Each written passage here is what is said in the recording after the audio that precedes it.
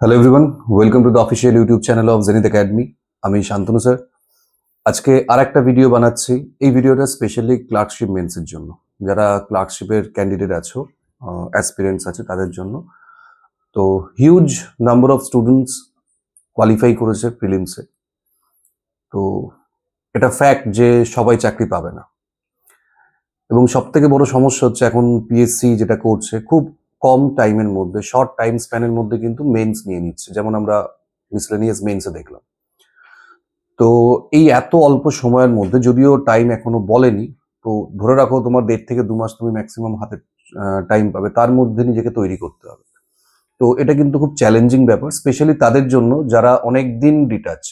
যেহেতু result out হচ্ছিল না, অনেকেই কিন্তু ডেসক্রিপটিভের প্রিপারেশন নাও নি।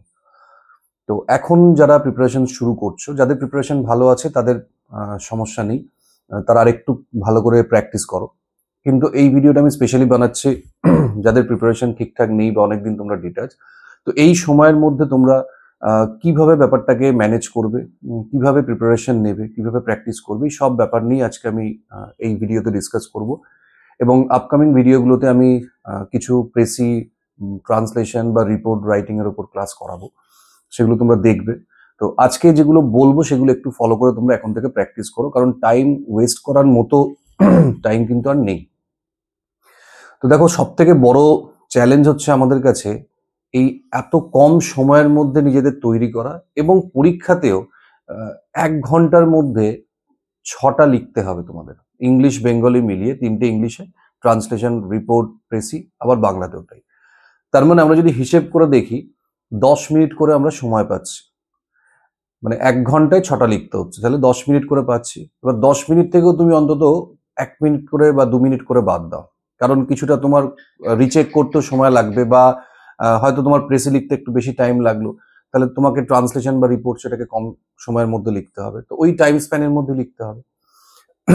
তো যারা অনেকদিন ডিটাচ, তারা কিভাবে প্র্যাকটিস করবে? প্রথমেই তাদের আমি বলি, যেটা তোমরা অনেকেই ভুল করো, এখন থেকেই তোমরা টাইম ধরে ধরে লেখা শুরু করো। এইটা কিন্তু করবে না, ঠিক আছে? এটা তাদের জন্য ঠিক আছে যারা অলরেডি প্রিপেয়ার্ড, যাদের লেখার অভ্যাস আছে, যারা লিখতে পারে, ঠিক আছে, তারা একটা কারেক্ট সেন্টেন্স লিখতে পারে, যারা, তাদের জন্য ঠিক আছে। কিন্তু যারা অনেকদিন ডিটাচ, তারা কিন্তু এখন লিখতে গেলে দেখবে অনেক ভুল হচ্ছে, তোমরা নিজেরাই দেখতে পাবে অনেক ভুল হচ্ছে। তো যখনই তুমি কম সময়ের মধ্যে লিখতে যাবে, তখন কিন্তু এই ভুলগুলো আরো বাড়তে থাকবে। তোমার যে এরর গুলো সেন্টেন্সে, সেগুলো কিন্তু আরো বাড়তে থাকবে, এবং আস্তে আস্তে তুমি নিজেই ফ্রাস্ট্রেটেড হয়ে যাবে। কারণ তুমি তো আর নিজে লিখে তো নিজে চেক করছো না, কোনো না কোনো জায়গা তুমি হয়তো পড়ছো, সেখানে তুমি চেক করাবে, যাকে দিয়ে চেক করাও। তো সেক্ষেত্রে কিন্তু তোমার ভুল বাড়বে। তাই প্রথমে যারা আহ, খুব একটা ভালো প্রিপারেশন নেই, বা ডেসক্রিপটিভ বা রাইটিং স্কিলে যাদের প্রবলেম আছে, তাদেরকে আমি বলবো ইনিশিয়ালি তোমরা সময়টাকে বাদ দাও, আগে ঠিকঠাক লেখার অভ্যাস করো।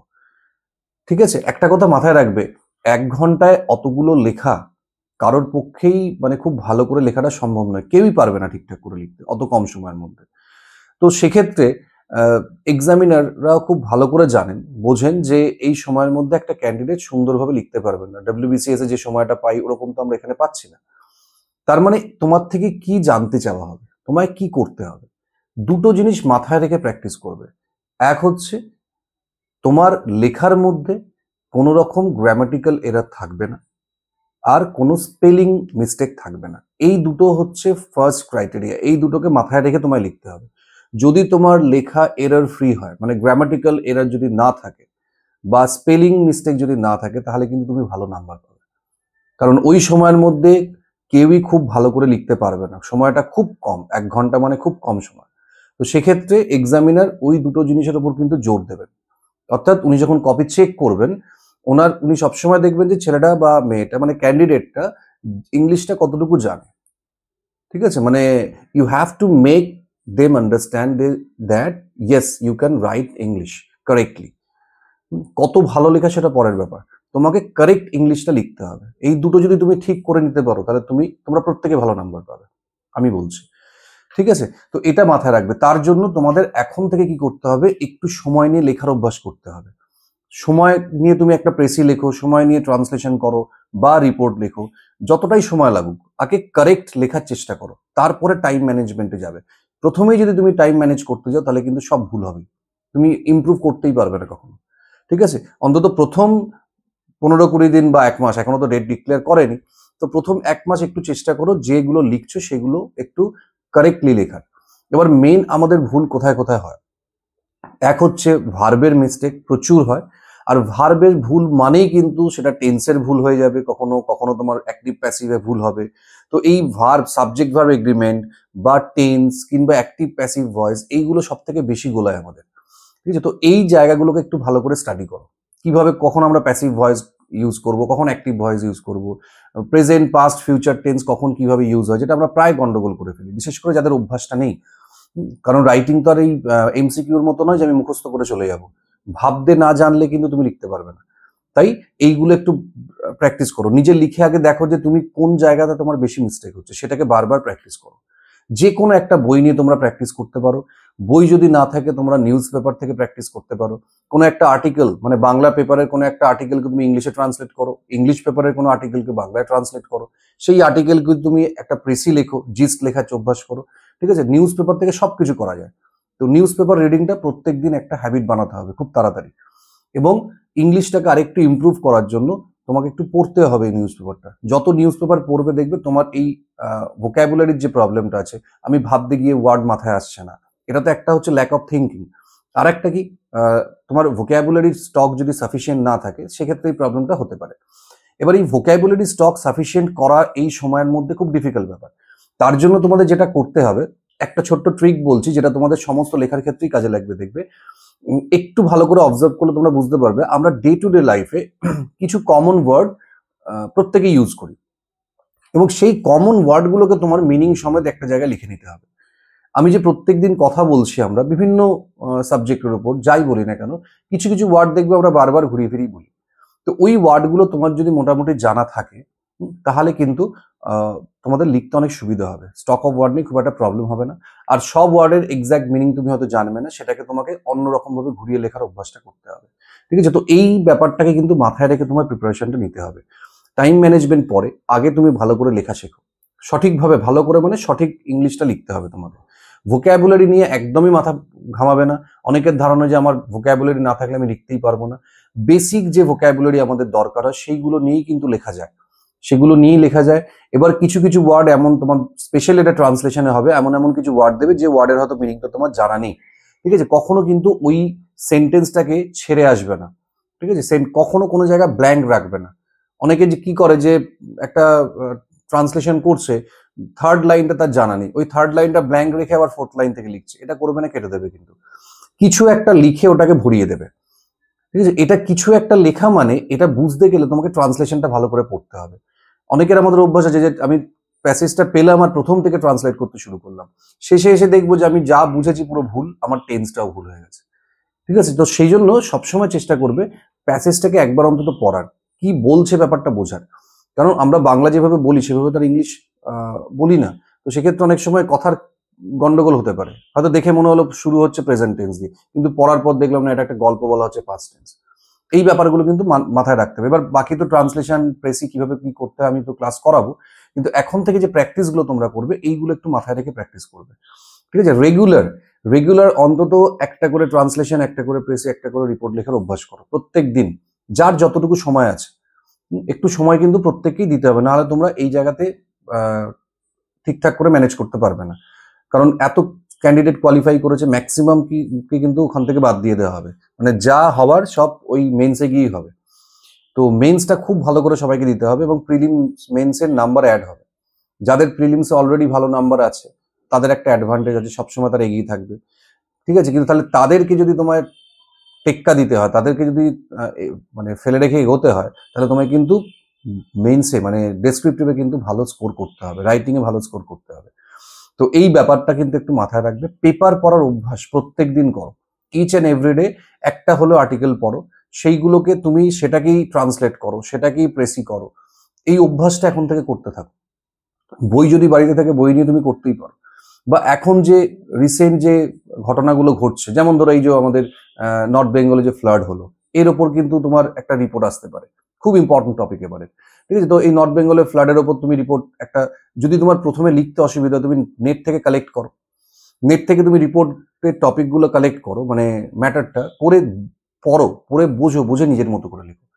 মুখস্থ করবে না, মুখস্থ করে পারবে না কিন্তু। তাই চেষ্টা করো সবসময় নিজের মতো করে লেখার, আর যেটা লিখবে সেটা ওই গ্রামাটিক্যালি কারেক্ট হয় যেন, এইটা সবসময় মাথায় রাখবে। তোমরা নিজেরা লিখলেই মোটামুটি বুঝতে পারবে, বা কাউকে চেক করালে বুঝতে পারবে যে তোমাদের মেইন প্রবলেমটা কোন কোন জায়গায় হচ্ছে। কারোর দেখবে খুব অ্যাক্টিভ প্যাসিভে গন্ডগোল হয়, কারোর পার্টিকুলার কিছু স্পেলিং খুব ভুল হয়, কিছু কিছু দেখবে স্পেলিং আছে, যেমন ধরো সেপারেট, আমরা অনেকে এসিপি আর এটি লিখি, সেপারেটে এ থাকে, এসিপি এ হয়, আমরা অনেকে ই দিই। বিগনিং এ অনেকে কিন্তু আমরা ডবল জি দিয়ে দিই ডবল এন এর জায়গায়। তো কিছু কিছু পার্টিকুলার স্পেলিং আছে যেটা অনেকেই ভুল করে, কিন্তু খুব কমন স্পেলিং। এই যে ভুলগুলো হচ্ছে সেইগুলোকে তুমি রেকটিফাই করতে শুরু করো, আইডেন্টিফাই করো, করে নিজে রেকটিফাই করতে শুরু করো। ঠিক আছে, নতুন স্টুডেন্টরা এখন তাড়াহুড়ো করে লেখার দরকার নেই, আস্তে আস্তে লেখাটা শেখো। দেখবে যখন মোটামুটি একটা জায়গায় তোমার লেখাটা দাঁড়িয়ে গেল, তারপর তুমি মক দাও, তারপর তুমি টাইম ম্যানেজমেন্ট করো, তখন কোনো প্রবলেম হবে না। কিন্তু ইনিশিয়ালি তুমি যদি টাইম ম্যানেজমেন্টের পিছনে দৌড়াও, তাহলে তুমি কোনোদিন ভালো লিখতে পারবে না, কারণ তোমার বেসটাই ঠিক নেই। ঠিক আছে, তা একটু সময় দাও। ডেসক্রিপটিভ যেহেতু, তুমি খুব তাড়াতাড়ি মানে অনেক কিছু করে ফেলতে পারবে না, এটা তো আর এমসিকিউ নেই যে মুখস্থ করবো। তাই একটু চেষ্টা করো সময় নিয়ে পড়ার। আর একটা ব্যাপার যেটা করলে দেখবে তোমরাও বেনিফিটেড হবে, এই রাইটিংটাকে ইমপ্রুভ করার জন্য প্রত্যেক দিন যদি আমরা একটু একটা ডায়েরি ফলো করি না, তাহলে কিন্তু খুব ভালোভাবে আমাদের রাইটিংটা ইমপ্রুভ হবে। মানে ইচ এন্ড এভরিডে আমাদের সারা দিনে যা ঘটনাগুলো ঘটছে সেগুলোকে একটু লিখে রাখো। ঠিক আছে, সেগুলো বাংলায় লেখো, লিখে সেটাকে ইংলিশে ট্রান্সলেট করো ডেট দিয়ে দিয়ে। সারাদিনে তুমি কি দেখলে, কি করলে, এই ব্যাপারগুলোকে একটু লেখার অভ্যাস করো। ব্যাপারটা হচ্ছে কি, তুমি যদি নিজের যেটা ভাবছো সেটাকে যদি লিখতে পারো ইংলিশে, তাহলে তুমি যে কোনো কিছুই লিখতে পারবে। তাই এই অভ্যাসটা প্রত্যেকদিন এখন থেকে করো। অন্তত তোমার টার্গেট থাকবে সারাদিনে আমি অন্তত ডায়েরিতে 10টা সেন্টেন্স লিখবো। ঠিক আছে, এবার যদি তোমার ভালো কোনো বন্ধু থাকে যার ইংলিশটা স্ট্রং, তুমি তাকে দিয়ে চেক করাতে পারো, বা তোমাদের যারা টিচার আছেন তাদের দিয়ে চেক করাতে পারো। কিন্তু এটা এখন থেকে শুরু করো, কারণ এখন না করলে অনেকটা দেরি হয়ে যাবে। হঠাৎ করে ডেট ডিক্লেয়ার করলে তখন কিন্তু আর কিছু করতে পারবে না। ঠিক আছে, তো এই প্র্যাকটিসগুলো এখন থেকে করো। প্রেসির ক্ষেত্রে তাই, যাদের প্রেসি লিখতে অসুবিধা হচ্ছে, প্রথমে পড়ো ভালো করে, পড়ে ম্যাটারটা বোঝো, বুঝে আগে বাংলায় লিখে নাও। যাদের ইংলিশে ডিরেক্ট লিখতে অসুবিধা হচ্ছে, অনেকের হবে, তো তারা আগে বাংলায় লিখে নাও প্রেসিটাকে, যা বুঝলে সেটাকে বাংলায় লিখো, লিখে সেটাকে ইংলিশে ট্রান্সলেট করো। এই যে বললাম ইনিশিয়ালি তোমার একটু সময় দিতে হবে, এটা কিন্তু একটু টাইম টেকিং ব্যাপার, একটু সময় লাগবে, কিন্তু জিনিসটা তুমি অনেকটা ভালোভাবে লিখতে পারবে। আর যদি তুমি ভাবো কম সময়ের মধ্যে লিখতে যাবে, তাহলে কিন্তু ভুল তোমার বাড়বে। ঠিক আছে, এটা তাদের জন্য যারা তৈরি স্টুডেন্ট। কিন্তু যাদের এখনো ইংলিশে উইকনেস আছে, যারা অনেকদিন প্র্যাকটিস করেনি, তারা এইভাবে শুরু করো। দেখবে প্রথম প্রথম লিখতে গিয়ে তোমার খুব অসুবিধা হবে, প্রেসির টাইটেল খুঁজে পাচ্ছ না, টাইটেল নিয়ে ভাবারই দরকার নেই, আগে ম্যাটারটা লিখে ফেলো, আগে প্রেসিটা লিখো।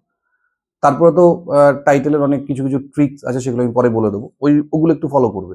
কিন্তু এখন তোমার কাজ হচ্ছে সারাদিনে অন্তত 3টে লেখা তোমাকে লিখতে হবে। এবার তুমি সেটা যদি মনে হয় প্রেসি তোমার বেশি উইক, তুমি প্রেসিটা 2টো করে লেখো। যে কোনো একটা বই থেকে তুমি প্রেসির কোয়েশ্চেনগুলো কালেক্ট করো না, নিয়ে তুমি সেগুলোকে আনসার লেখা অভ্যাস করো। লিখে যেতে হবে তোমাকে, ঠিক ভুল লিখে যেতে হবে। আস্তে আস্তে নিজের ভুলগুলোকে আইডেন্টিফাই করতে হবে, করে সেগুলোকে কারেকশন করতে হবে। তো এইভাবে প্র্যাকটিস করলে দেখবে উইদিন আ মান্থ তোমাদের অনেকটা ইম্প্রুভমেন্ট হবে। ঠিক আছে, আর ভোকাবুলারির পিছনে বেশি দৌড়াদৌড়ি করবে না, কারণ ওই সময়ের মধ্যে খুব কঠিন কঠিন শব্দের ব্যবহার করে তুমি লিখতে পারবে না। তার থেকে দরকারও নেই, সিম্পল লুসিড ল্যাঙ্গুয়েজে লিখলে খুব ভালো নাম্বার পাবে। তাই এইটাকে একটু রোজ প্র্যাকটিস করো। তারপর আপকামিং ক্লাসগুলোতে তো আমি টপিক নিয়ে আলোচনা করবই, তো সেগুলো দেখবে তোমরা। আপাতত আমি যেগুলো বললাম একটু প্র্যাকটিস করো, তাহলে দেখবে তোমাদের অনেকটা ইম্প্রুভমেন্ট হবে। ঠিক আছে, তো নেক্সট ভিডিওতে আমি প্রেসি বা যেটাই হোক আমি একটা নিয়ে আলোচনা করব। তোমাদের যেগুলো রিকোয়ারমেন্ট আছে তোমরা একটু কাইন্ডলি কমেন্টে জানাবে, আমি সেরকম করে ক্লাস রাখার চেষ্টা করব। হয়তো রেগুলার দিতে পারবো না, তবে আমি চেষ্টা করব যতটা দেওয়া যায় আর কি। তো এটাই ছিল আজকের ভিডিও। যদি ভালো লাগে চ্যানেলটাকে সাবস্ক্রাইব করবে, ফ্রেন্ডের সঙ্গে ভিডিওগুলো শেয়ার করো যাতে সবাই দেখতে পায়। খুব তাড়াতাড়ি দেখা হবে নতুন আর একটা ভিডিও নিয়ে।